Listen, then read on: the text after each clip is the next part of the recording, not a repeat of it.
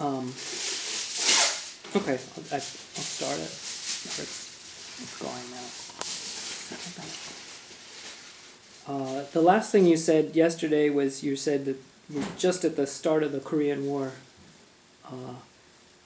What do you What do you remember about the first beginnings of the Korean War? Before that, let me go back Sure. to my boyhood. Yeah, How good. as I said, I was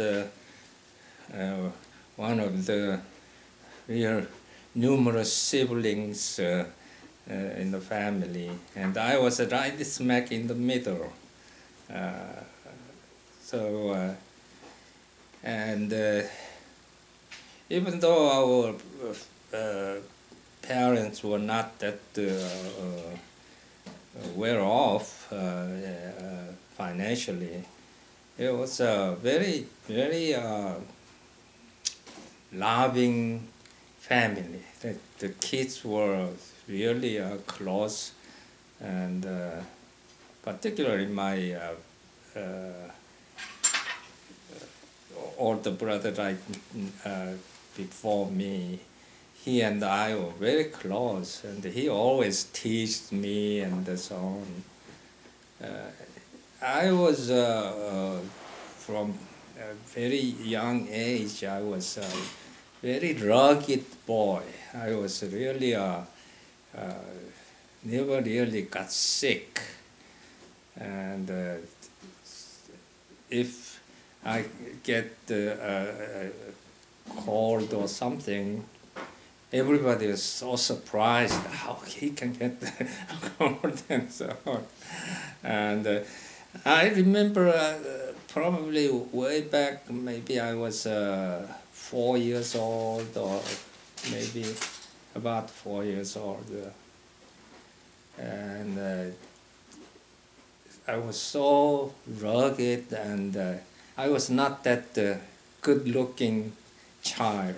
I was rather ugly-looking, very dirty always, and so on.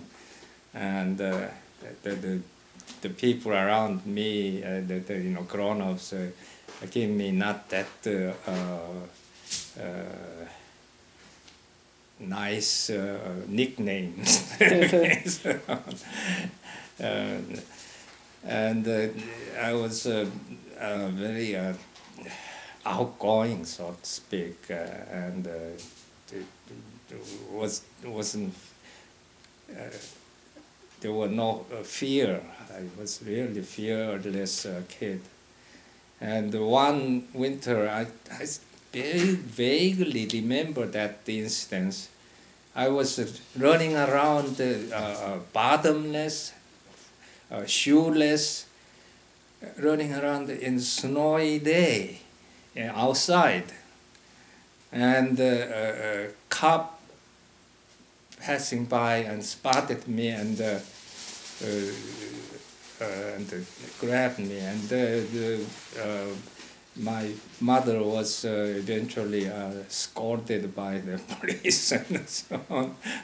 How old do you think you were then? That was, I think, about 4 years old, 4 or 5 years old. And then before, about that time, my grandmother, she was widowed for a few years by that time, and she is a very... On your father's side? Father's mother, and she lived with the uncle, because uncle was the oldest son, so she stayed with her, and the house was maybe about 300 yards apart or something like that. And she would visit our house almost every other day. And as she opened the gate and coming in, she screams and said, "Where is my favorite grandson? Took after me." And then I run ahead to her and said, "Here I am," and scream. And then she will give me a coin, maybe equivalent of dime, I guess. Dime could buy, one piece of candy or chewing gum, something like that. And then in neighborhood, there were 3 houses in a row had the same age boys, and they nicknamed, all 3 had a different nickname.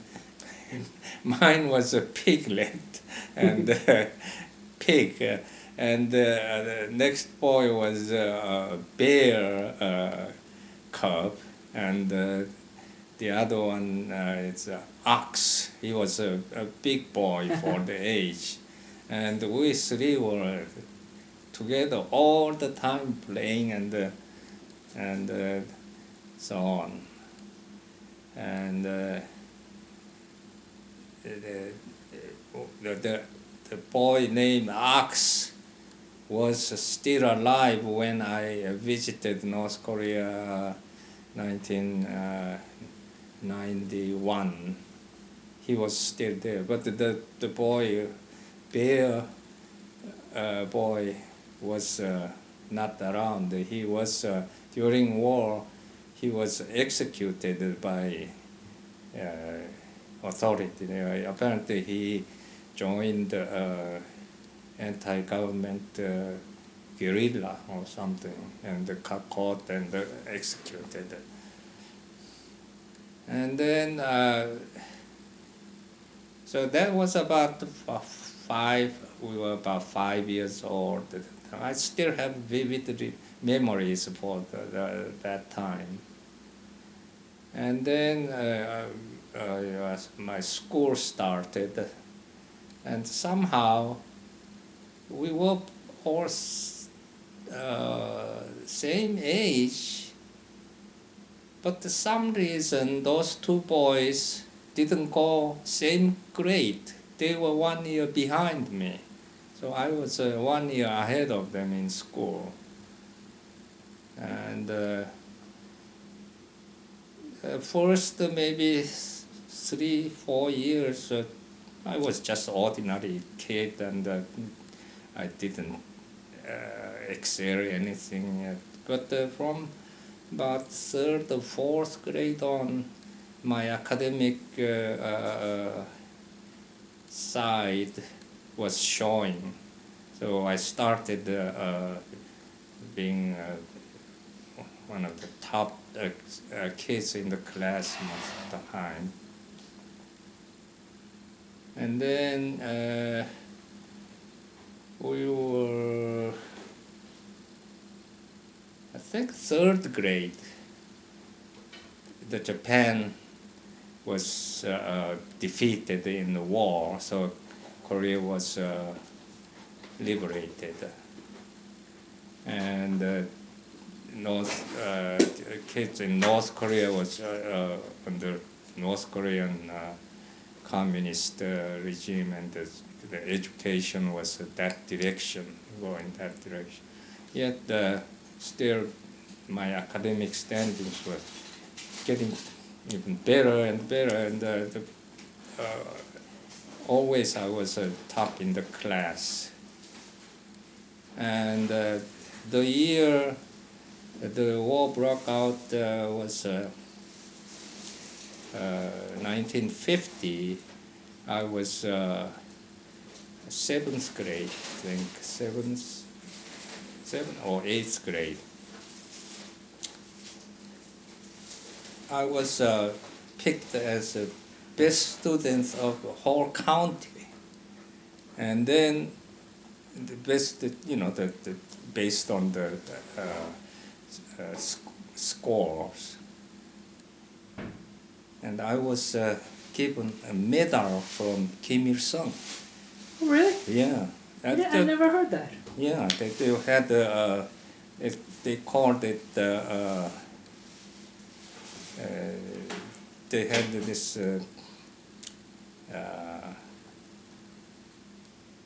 organization, nationwide organization called Pioneer, Pioneer, and What was it in Korean? Korean is 소년단. That means organization for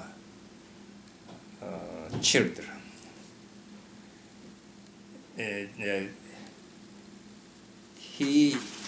Kim Il-sung handed down one medal for every county. Okay, so I was picked to the whole, put in the whole county, and so if war didn't break out that year, I was supposed to go this special camp that summer to for those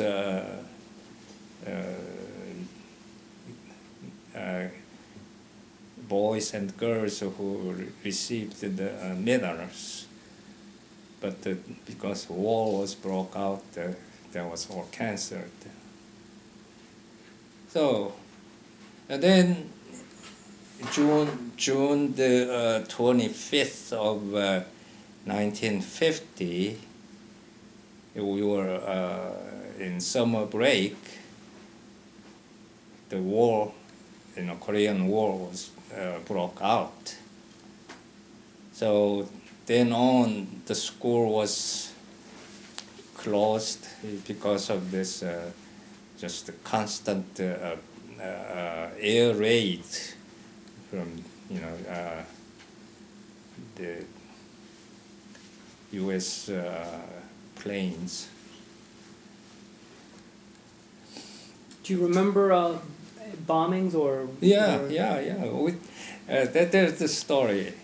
So we had a great time in no school, and we just running around, and then we're just 2-3 years too young to be drafted, but old enough knew what was going on, and so we called to the hills, the mountains, and go up there and hide in the shade and see the airplanes, fly. They were in our town, west of our town. There were 2 main bridges. One was for the railroad, and the other one was for the trucks and cars, and pretty big size bridge. So this the bombardment is mainly to break those bridges. So we go to the mountain close by there, and we watch this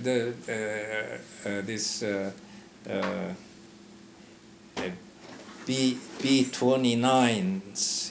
They come in groups, and then they probably were about 5,000 to almost 10,000 height. They're very high. They don't come down low, and you see the bottom, the door will open, and then you come down all these bombs, coming down like that, and but they were so inaccurate. They couldn't hit the bridge. They all this side, that side, and they leave big craters and so on. But those bridges still stayed there. So during the when the bombing raids would happen, you didn't go into shelters. You would just stay out. We go to the mountains, hills, and under the trees, and we know they are not bombing us personally. They bomb for the bridges. Is it a railroad bridge or? Railroad and this regular bridge. So as far as you remember, they never destroyed that bridge. The closest to come, maybe it's just damaged a little bit of the handrail on the side. Anyway, so and then eventually, the story goes the MacArthur landed in Incheon and they pushed up, and this UN troops came to our hometown and so on. So school was interrupted. So after seventh grade summer, from then on, and then so there were about what, 6 months no school, and then in December we the Chinese crossed the Yalu River and they started attacking, and so these UN troops had to retreat. So that was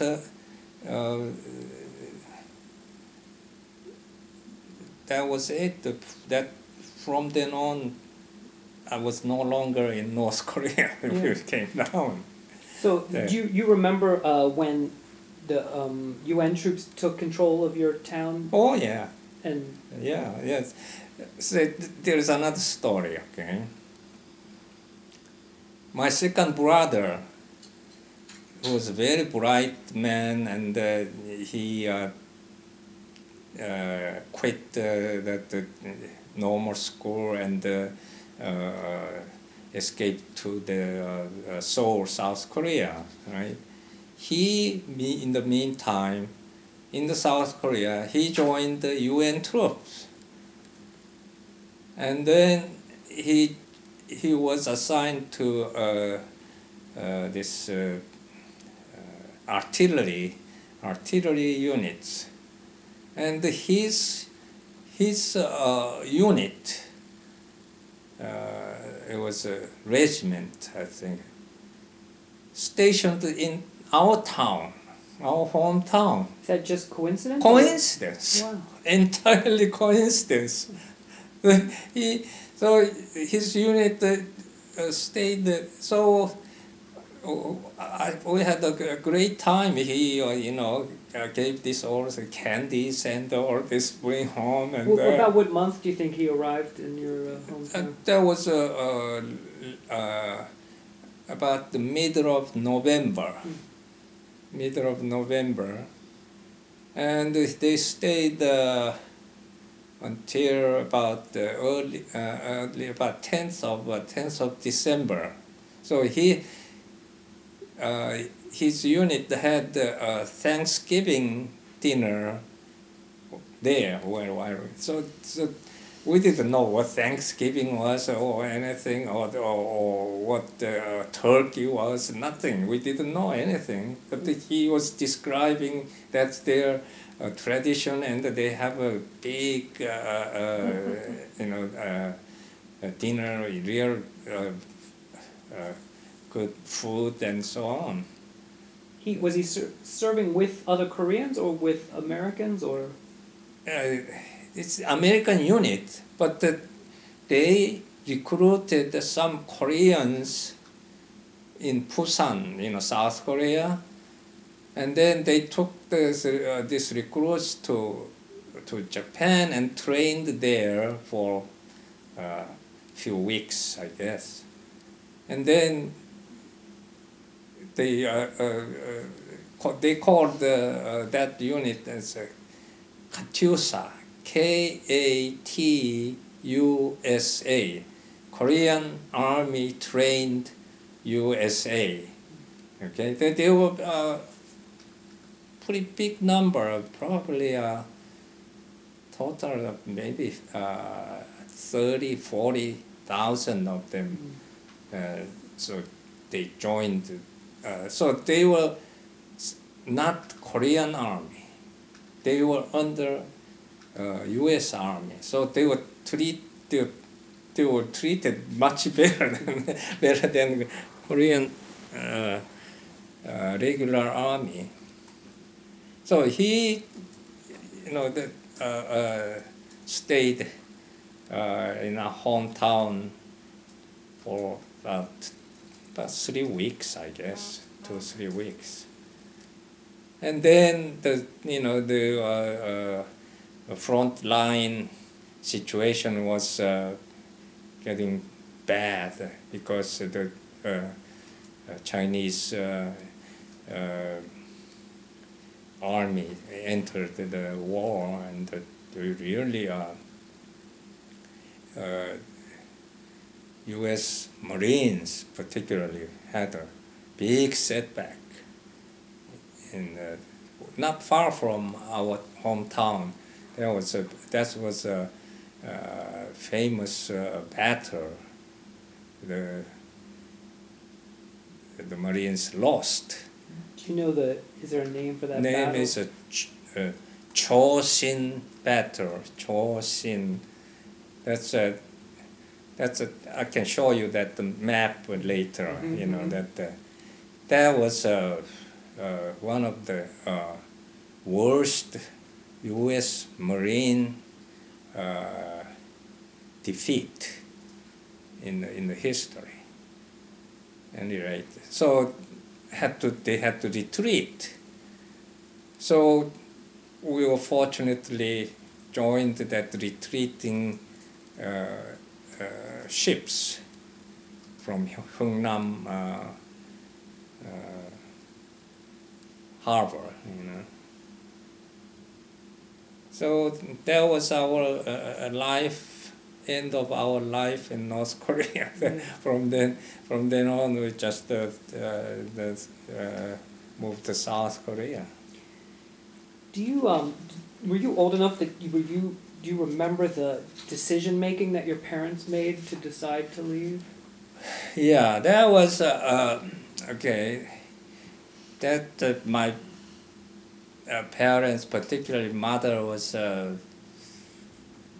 really regret the whole life, in South Korea. That year was one of the coldest ever recorded winter.